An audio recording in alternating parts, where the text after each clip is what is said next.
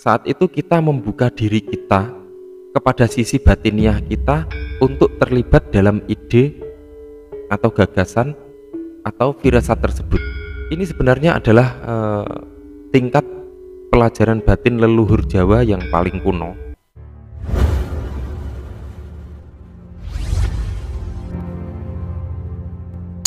Assalamualaikum warahmatullahi wabarakatuh. Bismillahirrahmanirrahim. Alhamdulillah, bertemu lagi dengan Syekh Jati Channel. Pada tema video kali ini adalah tentang 4 jalur utama mata batin. Silahkan like dan subscribe Syekh Jati Channel supaya Anda mendapatkan pemberitahuan yang pertama dari update video-video kami yang terbaru. Manusia tercipta dengan segala kesempurnaannya, maka dalam dunia spiritual manusia ada 2 dimensi sebagai pelengkap keadaan, yakni dimensi lahiriah dan dimensi batiniah. Sementara itu manusia hidup tergantung pada cara berpikir dan mindset masing-masing. Ada yang suka dengan kehidupan lahiriah, ada pula yang suka dengan kehidupan batiniah, dan ada pula yang kehidupannya seimbang antara lahir dan batin. Para sahabat semua, bagi seorang spiritual, dimensi batin pada diri manusia yang tiada terpakai, hanya teronggok sia-sia, makna dalam jiwa buram, gelap, bahkan lambat laun dapat menjadi mati. Dan apabila sisi batin manusia itu mati, biasanya ego dan nafsu yang lebih dominan menguasai jiwa. Mungkin hal ini masih dianggap sehat-sehat saja oleh psikolog, akan tetapi itu sudah masuk kategori orang sakit menurut sudut pandang para ahli spiritual. Nabi Muhammad SAW bersabda, Allah tidak melihat ke arah rupamu, tidak juga ke arah hartamu, tetapi Allah melihat ke arah hati dan perbuatanmu. Hadis riwayat Muslim. Dan di dalam sebuah kitab yang hendaknya Anda, wahai saudara-saudaraku, selalu mengusahakan sisi batin lebih baik, sehingga terwujud sisi batin yang lebih baik daripada sisi lahir Anda yang paling baik pula. Seperti itulah seharusnya, karena sisi batin seseorang adalah arah pandangan Allah Subhanahu wa ta'ala, sedangkan sisi lahiriah adalah batas terjauh pandangan makhluk. Para sahabat semua, lalu bagaimanakah supaya kita bisa terkoneksi dengan alam batiniah itu? Di sini ada 4 jalur utama yang bisa kita jadikan pintu yang bisa menghubungkan lahiriah manusia dengan dimensi batin pada diri manusia. Dari keempat poin itulah sebagai media berlatih kita. Keempat saluran inilah nantinya yang harus benar-benar kita cermati di dalam belajar dunia batin.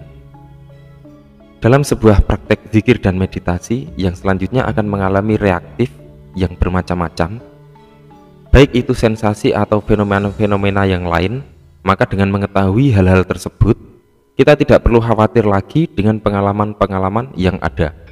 Artinya, setiap orang yang sudah mulai melakukan zikir dan meditasi atau perenungan-perenungan yang dalam, maka artinya dia harus bersiap-siap terhadap sentuhan-sentuhan atau fenomena-fenomena atau sensasi-sensasi yang berasal dari dimensi batin.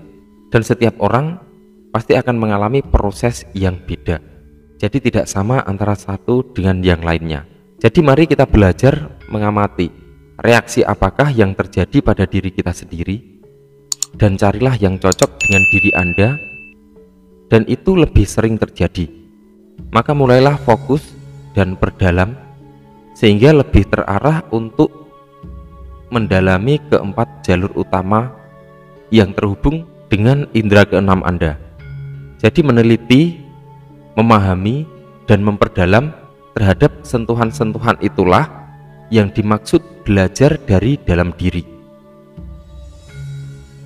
Dan sensasi-sensasi atau fenomena yang tampak itu sesungguhnya akan membimbing kalian untuk mengetahui jalan spiritual Anda selanjutnya dengan media 4 pintu yang paling utama sebagai jalur memahami indera batiniah.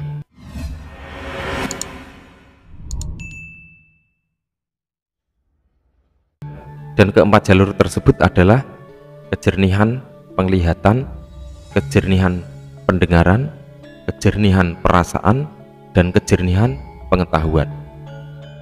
Penglihatan yang jernih adalah di dalam penglihatan zikir dan meditasi manusia akan mengalami penglihatan batin pikiran secara visual seperti gambaran ataupun cerita di dalam bentuk video, sehingga bisa muncul gambaran peristiwa ataupun mimpi yang menampilkan sebuah pesan gaib.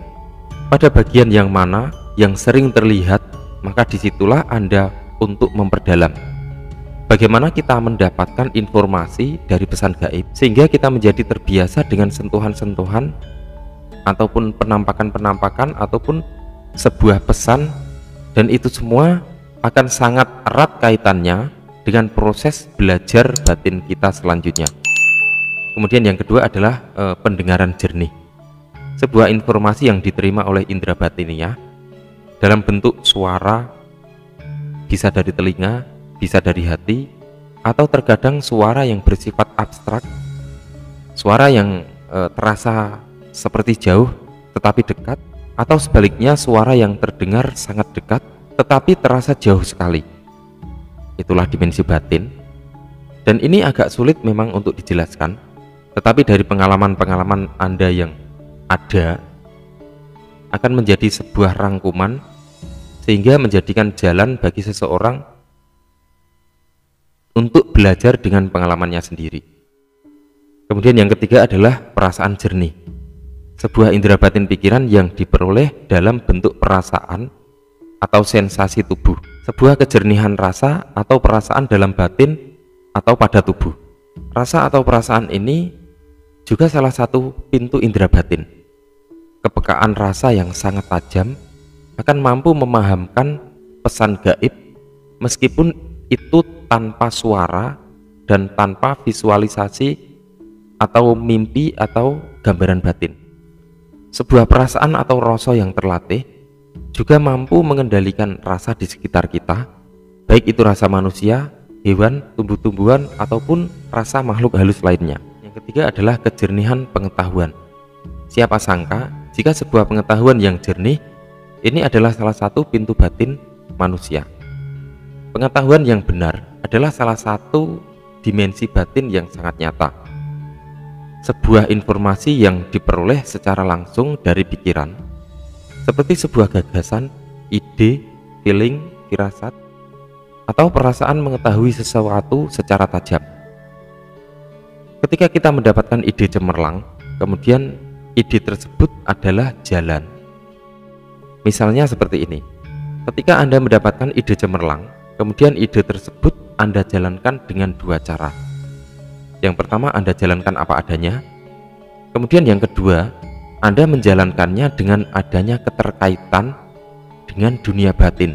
Seperti contoh, bahwa ide ini adalah sebuah hasil dari pengalaman batin atau sebuah petunjuk. Ini hasilnya akan sangat beda. Ketika kita mengiyakan, itu adalah sebuah ide yang muncul dan terhubung dengan dunia spiritual, maka akan ada sebuah jalan terbuka yang selanjutnya akan membimbing kita. Jadi seolah-olah saat itu kita membuka diri kita kepada sisi batiniah kita untuk terlibat dalam ide atau gagasan atau firasat tersebut.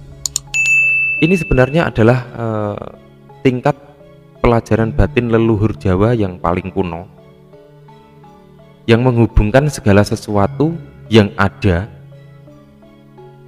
dengan dimensi batin atau dengan sisi spiritualitas kita. Mengapa mereka melibatkan kekuatan yang lebih tinggi?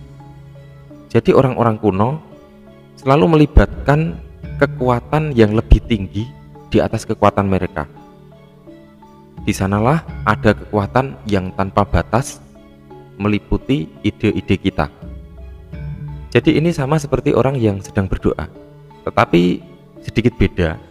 Ide yang dikaitkan dengan kekuatan di luar batas atau di atas kita, ini ada dalam kesadaran. Para sahabat semua, Rasulullah SAW memberikan tuntunan sebuah doa agar umatnya memiliki sisi batiniah yang lebih baik daripada sisi lahiriah. Ya Allah, jadikanlah batinku lebih baik daripada lahirku, dan jadikanlah lahirku baik pula. Hadis riwayat At-Tirmizi. Para sahabat semua, mari kita mulai mengatur ulang mindset kita dengan mengutamakan batin, sehingga batin tersebut menjadikan sebuah petunjuk kehidupan kita sehari-hari, sehingga mampu mengarahkan akhlak menjadi lebih baik dari sebelumnya. Amin. Semoga bermanfaat. Wallahu a'lam bishawab. Wassalamualaikum warahmatullahi wabarakatuh.